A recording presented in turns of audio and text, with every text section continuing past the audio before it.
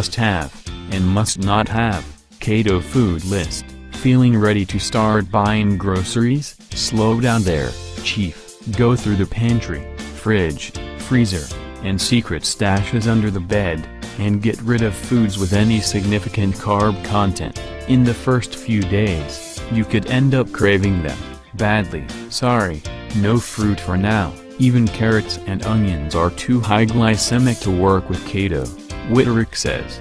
Keto Foods. Got that done? Cool. Now, here are some of the staples you should build your ketogenic diet around. Fatty nuts and seeds, cashews, macadamia nuts, pumpkin seeds, avocado, whole eggs, full-fat cheese, beef, ground chuck, 80-20, filet mignon, porterhouse, ribeye, chicken, thighs and legs, vegetables, spinach and other greens, broccoli, asparagus, cabbage, mushrooms, bell pepper, olive oil, salted butter, heavy cream, sour cream, cream cheese, fatty fish, salmon, mackerel, sardines, anchovies, chicken broth or bouillon cubes with at least 1 gram sodium.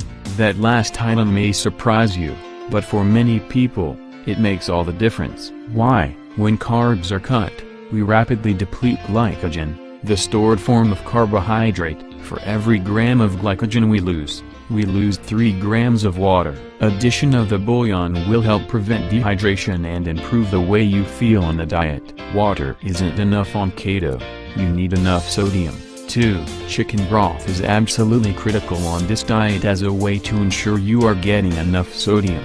Wittrock explains, anytime a client calls me and feels bad, I immediately tell them to drink a cup of chicken broth, and their symptoms usually go away.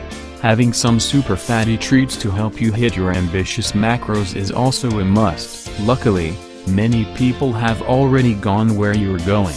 There are a lot of fat bomb recipes you can find on the internet, Wittrock says. These are very good at satisfying your sweet tooth, and a great way to increase fat consumption without going over on protein. Also, I'm a huge fan of salted pumpkin seeds and salted sunflower seed kernels.